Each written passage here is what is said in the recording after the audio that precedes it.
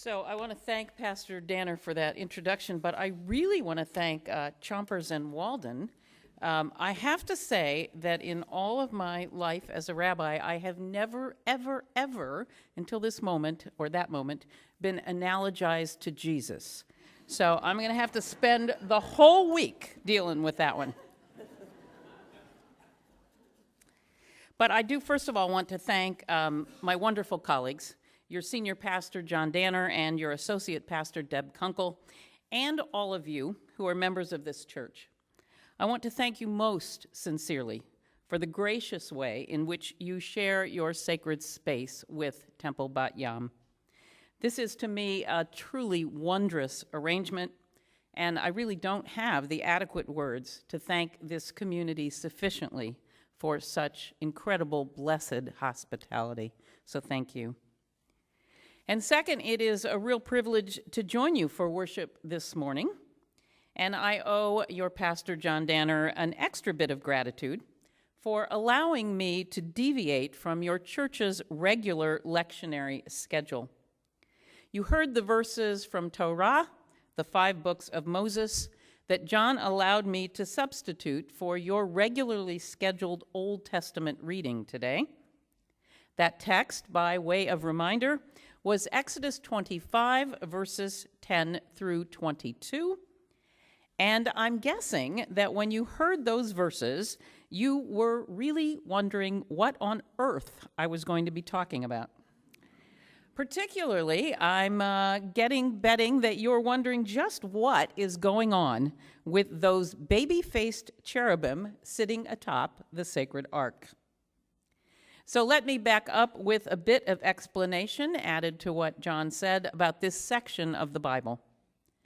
Exodus 25 begins a long portion of text, 15 full chapters, in fact, that are all about the Mishkan, or portable sanctuary, that traveled with the Israelites through the desert. From chapter 25 until the end of the book of Exodus, there is lengthy description, often in excruciating detail, of every feature of this portable sanctuary, from its outer structure to its inner furnishings. And the first part of the Mishkan that is so described is the Aron, or ark, about which you just heard. This holy ark was the central feature of the portable sanctuary. In it was placed some manner of sacred testimony. We don't know exactly what that text was, but it was clearly central sacred teaching for our Israelite ancestors. In some manner, it set forth the covenant, the terms of a binding and sacred partnership between God and the people. Now, this holy ark was unusual in several aspects. First, its construction is unusual in that it is commanded in the plural, and they shall make me an ark. Most of the rest of the tabernacle's construction is commanded in the second person singular. That is, you shall make whatever the particular item. Secondly, of all the things to be made inside and out of the Mishkan, the ark gets the longest description. And finally, there's that odd bit that you just heard, which is that from atop the ark, from between those cherubim which were on its cover, that is where God appears and is heard. Now, that God would speak from between these cherubim on the cover of the ark is interesting, to say the least. For even without knowing the exact text within that ark, it is very reasonable to assume that its content was somewhat akin to the major teachings of our 10 Commandments and similar texts. And one of the central commandments is the prohibition against having or making graven images. Yet, sitting right on top of that ark-housed text are some whopping graven images. Those angelic, maybe baby-faced cherubim. There are two of them, as you heard, looking right at each other as if guarding the very teaching underneath them that almost certainly speaks against their being made. And let's add to that a law about the ark that our famous rabbinic commentator Maimonides teaches.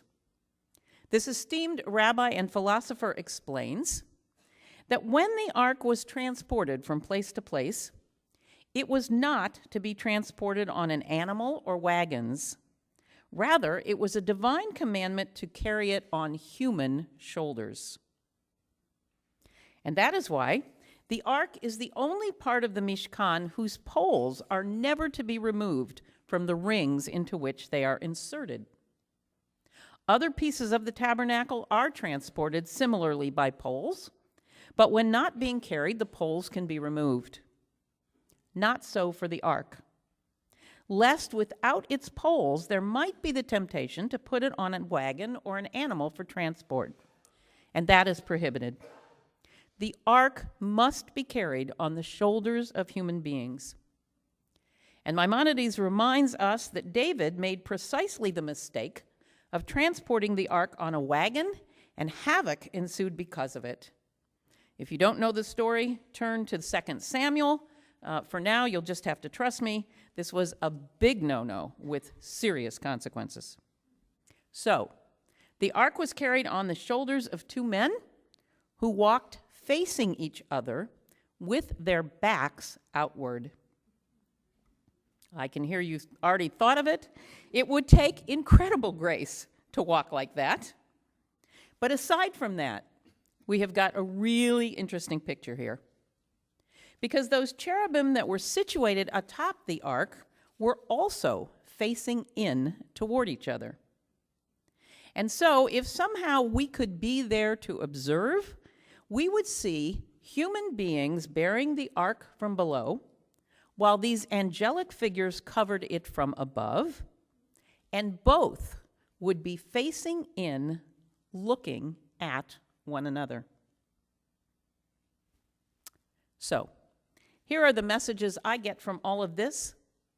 Messages that apply to all of us, I think, no matter what our religious tradition and faith commitment.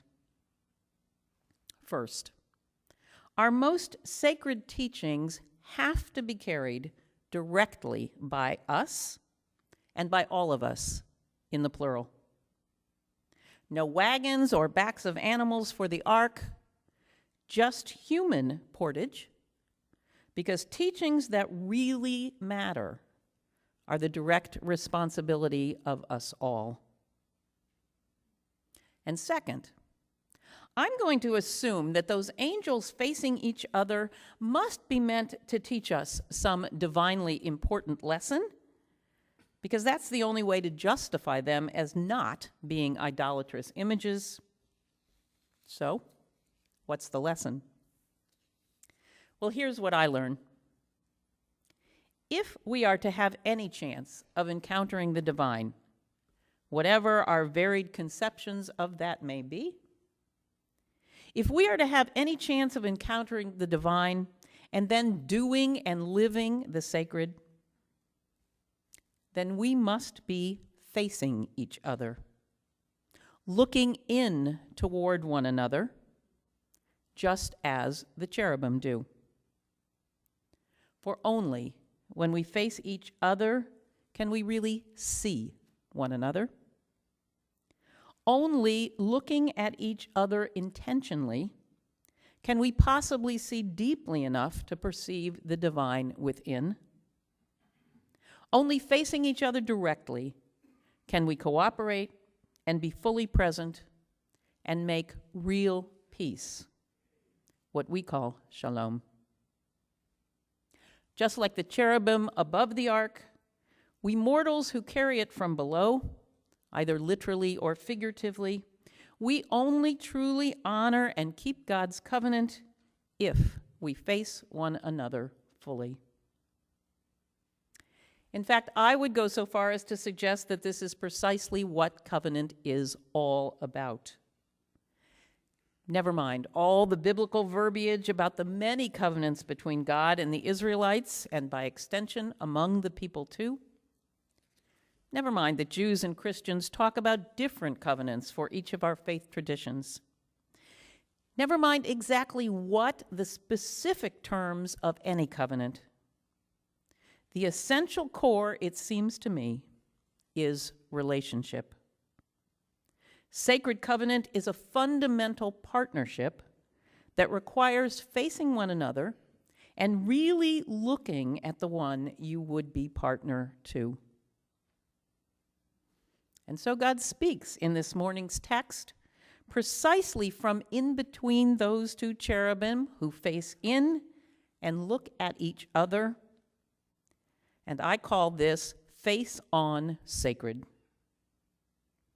And I believe that if we, within our individual faith communities and as interfaith communities in fellowship, if we seriously look directly toward one another, then God will surely speak from our shared space too. We will see one another. We will hear from whomever or whatever our vision of the Most High. And we will be compelled to act toward one another in a way that is holy and humane. And if we do that, then we too have begun to build a portable sanctuary that will travel always beside and among us. Ken yehi ratzon, that is surely, I believe, God's will. It is exemplified by this church and synagogue that share a sacred space. So let it be our ongoing challenge and our ever-present face-on sacred work. Amen.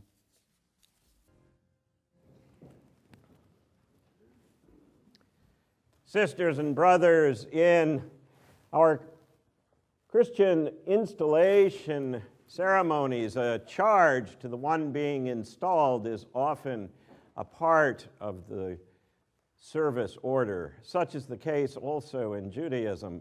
And Myra received a lovely charge, a sermon/charge from Rabbi Jim Rudin, who is a member of Bat Yam, on Friday night.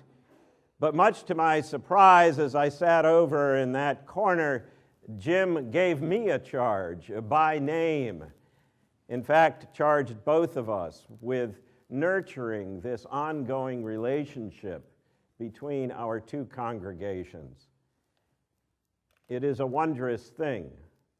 It is part of what drew Deb and I and Myra all to come and serve these congregations, the knowledge that we would be face on, face to face, side by side with another congregation of another tradition. How powerful an opportunity we all have, not just your clergy, but all of us, to be face to face, side by side, bearing witness to God's great dream of shalom, of peace and wholeness for the world. Might our congregations indeed be a light to the world as we live together in covenant. Amen.